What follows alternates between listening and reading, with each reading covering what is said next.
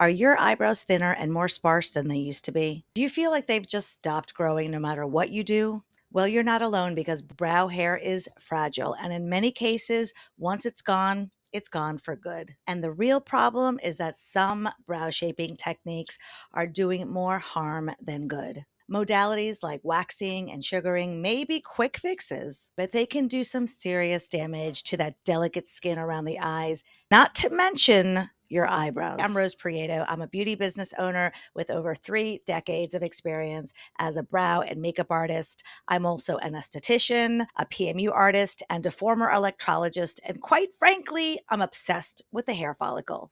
I've built my career on precision brow shaping and styling. And in today's video, I'm here to break down why waxing and over removal can lead to permanent hair loss, what you should do instead, and the 3 essential things that your eyebrows need to grow to their full potential. Many brow artists work from a one-size-fits-all template.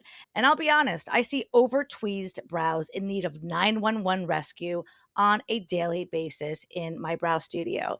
And yes, precision brow shaping requires artistry, but it also requires mastery of anatomical brow mapping. Each brow blueprint is different. No two are the same. Brow shaping is not something that should be rushed. Don't get me wrong, waxing and sugaring are great for managing body hair, but for eyebrows, I recommend a skin-friendly, more precise method of brow shaping. Tools like waxing and sugaring are molten, right? And molten products like these spreads on the skin and removes multiple hairs at once. But the thing is, brow shaping is a nuanced process, which is why tweezing one hair at a time is the gold standard. Yes, hand tweezing takes more time, but it's your eyebrows, the quintessential pillars of the face. No other feature creates more of an impact than the eyebrows. And since I mentioned the face, let's talk about facial skin for a moment. Did you know that the skin surrounding the eyes is the thinnest skin on the human body? So frequent waxing and manipulation and pulling and rubbing of this thin area compromises the skin's elasticity and accelerates aging, which is why this delicate area should be handled delicately. And if you're wondering why it's such a big deal to avoid over-removing hair from the eyebrows, let me answer that first by explaining the 3 types of hair follicles.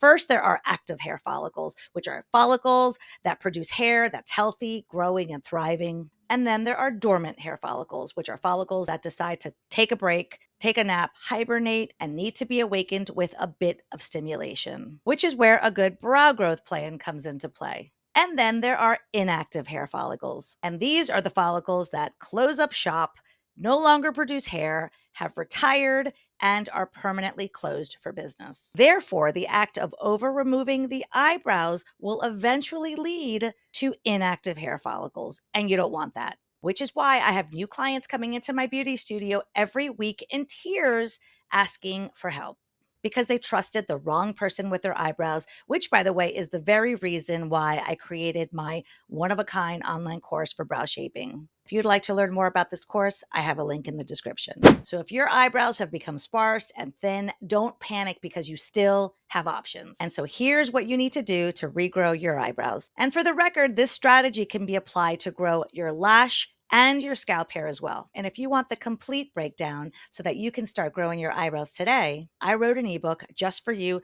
that covers it all. What causes thinning brows, how to support regrowth, and how to maintain lustrous eyebrows for a lifetime. You can find that link in the description below. So number 1, hair needs stimulation. Increased daily blood flow will feed the follicle and help dislodge those shedding exogenous hairs. You do this by massaging the area using a spoolie brush or a boar's hair brush to stimulate that underlying skin. What this does is it encourages circulation to the area, and increased circulation means increased blood flow, which is essential for hair growth. Number 2, hair needs nourishment. Aside from eating foods rich in protein and omega fatty acids, applying a daily topical growth serum and taking daily systemic hair growth supplements is a good practice. So think of your eyebrows like a flower garden, and then think of hair growth nourishment as the fertilizer that helps your garden grow. That's what feeding the follicle does. And number 3, hair needs time. Change will not happen overnight, but if you stay consistent with steps 1 and 2,